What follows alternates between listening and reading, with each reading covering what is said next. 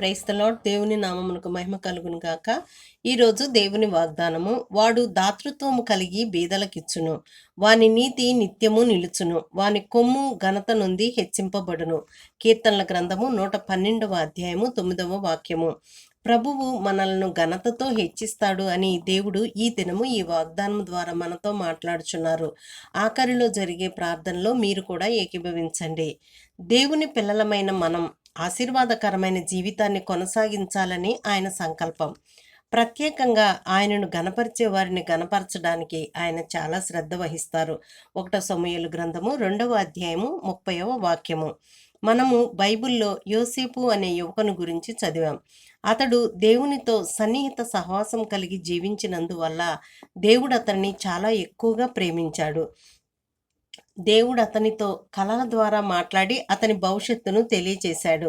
అయితే అతని జీవితంలో శ్రమలు, శోధనలు ఎదురైనా ప్రభువు అతనికి అన్ని వేళలా తోడై ఉన్నాడు. 13 సంవత్సరాల పాటు యోసేపు కష్టాలను అనుభవిస్తున్నా దేవుడు మౌనంగానే ఉన్నాడు. కొన్నిసార్లు మనం ఈ కష్టాలన్నీ నాకెందుకు వచ్చాయి, నా ఈ కష్ట పరిస్థితి దేవునికి తెలియదా అని దేవుణ్ణి మనం ప్రశ్నిస్తాం. కానీ యోసేపు దేవుని పట్ల ఓపికతో ఉన్నాడు. దేవుడు తనను నమ్ముకున్న వారిని ఎప్పటికీ తృణీకరించడు. ఆ విధంగా యోసేపు ఎంత గొప్పగా వర్ధిల్లినాడో మనం బైబిల్లో చదివాం. ఆదికాండము 39వ అధ్యాయము 2 నుంచి 5 వచనాల వరకు. ఒక యువకుడు తనను తాను ప్రభువు చేతులకు అప్పగించుకున్నాడు. ప్రభువు అతనికి ఉద్యోగమిచ్చి ఆశీర్వదించాడు.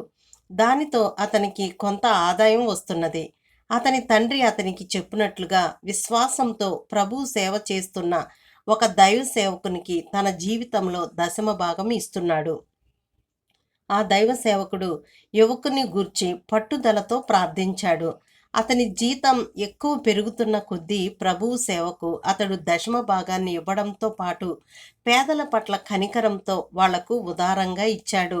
అతడు సంతోషంతో ఇస్తున్నాడు. కాబట్టి దేవుడు అతన్ని ప్రేమించాడు. 2 కొరింథీయులకు వ్రాసిన పత్రిక 9వ అధ్యాయము 7వ వాక్యము.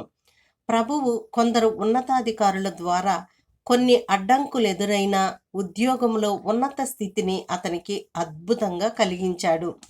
అతని భక్తిపూర్వక జీవితాన్ని వ్యతిరేకించిన వారు ఈ అభివృద్ధిని చూచి విస్మయం పొందారు. వారిలో అనేకులు దేవుని అనుచరులుగా మారి దేవుని దృష్టికి ఇష్టమైన వారుగా జీవించసాగారు. నా ప్రియులారా, మీ లోపాలన్నిటినీ ప్రభు సరిదిద్దగలడు. ఈ యువకుడు చేసినట్లుగా దేవునికి ఇష్టమైన మార్గాలలో మీరు జీవించి ఈ దినమే సమృద్ధి అయిన ఆశీర్వాదాలను పొందండి. సామెతల గ్రంథము 8వ అధ్యాయము 32వ వాక్యము. ప్రార్థన. ప్రేమగల మా ప్రియ పరలోకపు తండ్రి, సర్వశక్తిగల దేవ, సకల ఆశీర్వాదాలకు కారణభూతుడైన మా ప్రియ పరలోకపు తండ్రి, మిమ్ములను మహిమతతో ఘనతతో నమ్మి ప్రేమించే వారినందరినీ నీవు ఆశీర్వదించాలని ఆశిస్తున్నావు. ఈ రోజు నుండి మీరు మా జీవితంలోని లోపాలన్నిటినీ సరిదిద్ది ఇదే మాదిరిగా మాకు ఘనతను అనుగ్రహిస్తావని మేము నమ్ముచున్నాము. మేము మీకు వందనాలు, స్తుతులు చెల్లిస్తున్నాము.